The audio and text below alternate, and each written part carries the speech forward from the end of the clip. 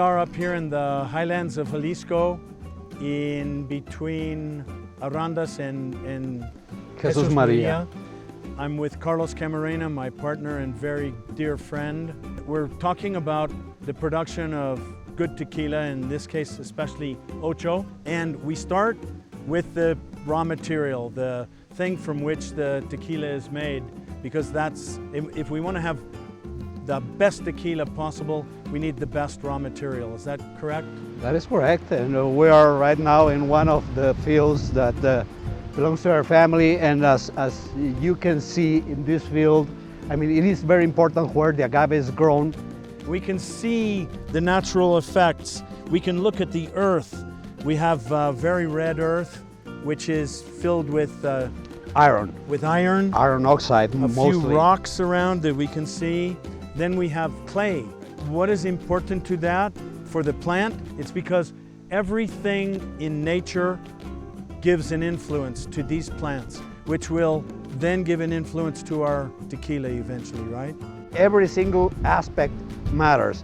The separation in between the plants, the separation in between the rows, because that will affect the amount of sunlight, the amount of wind, the amount of food that is available for the plant to take from the soil. So every single detail matters in this case. Yes.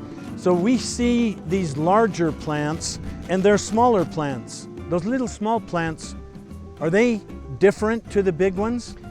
No, actually these small plants are clones from the mother. The plant will release these little pups, or hijuelos we call them, and they have exactly the same genetic information. Actually, it was my ancestors back in around 1888 who introduced the agave into the highland region of Jalisco, and they introduced the agave in this area, and as the agave gets mostly reproduced non-sexually through these clones, the plants that we are looking here, we can very fairly say that they are exactly the same genetic information and exactly the same plant that my ancestors introduced into this area 125 years. It is a matter of sustainability on the fact of saying this is exactly the same plant that we introduced into this area.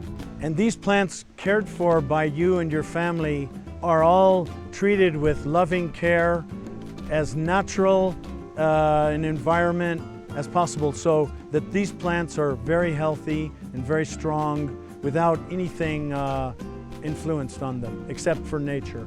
Well, we kind of allowed Mother Nature to do its own job, and the other very important key factor for us, it is in order to produce 100% agave tequila, we only have one raw material, which is this, the blue agave.